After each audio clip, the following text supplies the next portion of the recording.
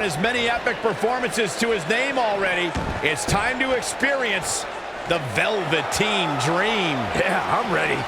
If you ask me, this one has what it takes to be right up there with some of the great triple threat matches of the past, including the classic we saw at WrestleMania 30.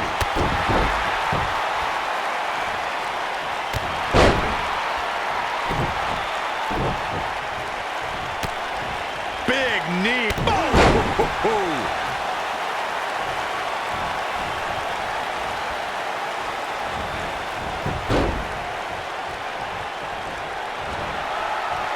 WWE made history in 2017 with a tournament to crown the inaugural United Kingdom champion, which I was lucky enough to call in person. And in that tournament, this man, Pete Dunne, emerged as the next can't-miss superstar. Harsh impact. Big time slam. Vicious. This might be it. Oh, my. Clothesline. I'd agree with what Michael was saying about Pete Dunne's performance in the UK Championship Tournament. If you didn't know him heading in, you sure as heck knew who he was coming out. I'll tell you one person who definitely knew who Pete Dunne was after coming out, and that's William Regal.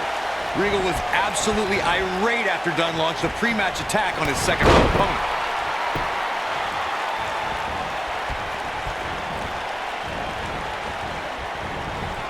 Vicious strike. The challenger's taking on some offense. Man. He's still got plenty of gas left in his tank, though. Without a doubt, this is a volatile situation, guys. WWE superstars are dangerous without weapons. Then you put them in an environment like this, and who knows what you're liable to see.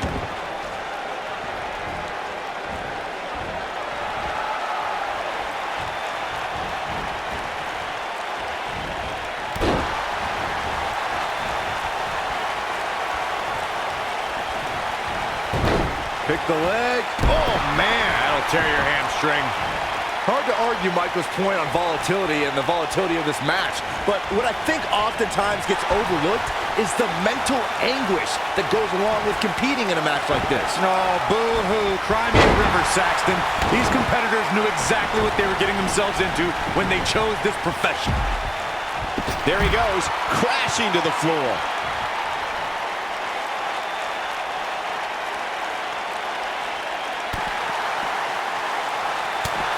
When it comes to matches like this, I'd say the more innovative a superstar is when it comes to offense, the better chance they have of victory.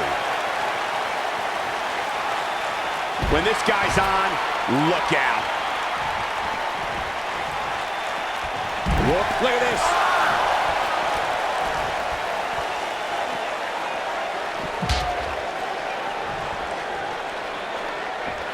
Byron, before you mention the strategy some superstars have implemented for competing in a triple threat match, and that includes having a finishing maneuver to put someone away for the 1-2-3 and a submission to make them tap out.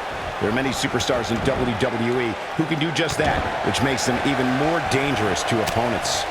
The way I look at it is you can never have enough weapons at your disposal, especially in something like a triple threat match. If a superstar can defeat someone by pinfall and submission, to me, they increase their chances of victory in a match where the odds are against them to begin with. Of course, Extreme Rules matches have resulted in some gruesome moments over the years, and perhaps none was more gruesome than in 2012 when Brock Lesnar busted John Cena open following a vicious attack.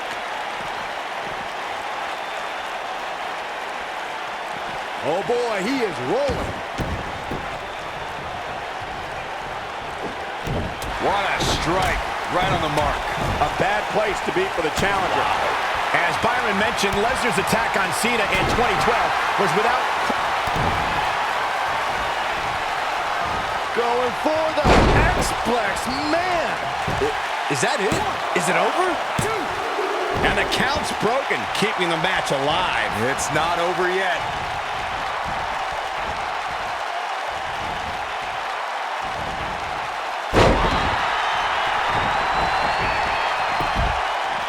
Since NXT TakeOver New Orleans, we've seen a different Roderick Strong.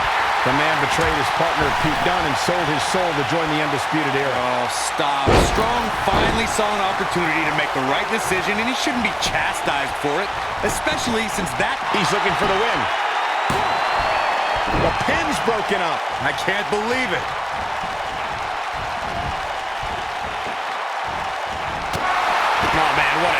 knocked right off the apron. On the top. We've arrived. It's about time for the bitter end. That.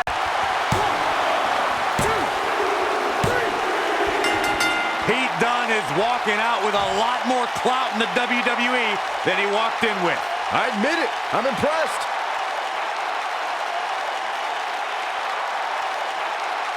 This was one of those matches that had flashes of brilliance, but never quite lived up to all the hype. Good match overall, though.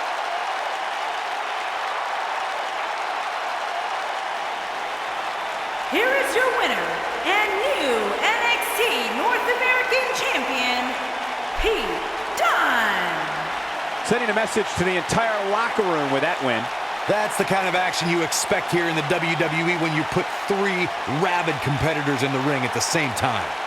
Amazing match, guys. Before we move on, I'd like to remind everybody that we're coming to you live from Phoenix, the site of WrestleMania 26.